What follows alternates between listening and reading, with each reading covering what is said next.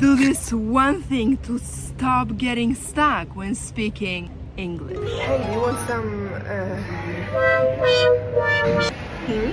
Do you recognize yourself? What if I told you there is a secret technique to keep the conversation flowing? It's very simple. Describe it. Yes, you've heard me. Simply describe it. Look. Hey, do you want some, the thing you drink in the morning? Hot and brown. You can have it with milk as well. Coffee? Yes. See? Pretty simple.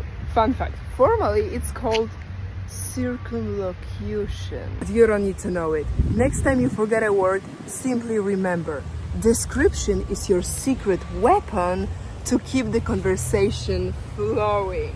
Oh, the last 3 days to get your free English lesson. The waitlist for my Telegram group where I share tips and tricks like this one. You don't have to study for hours because English lessons and exercises will just pop up on your screen. Can it be easier? Click the link in my bio and I'll send you a free English lesson to your email.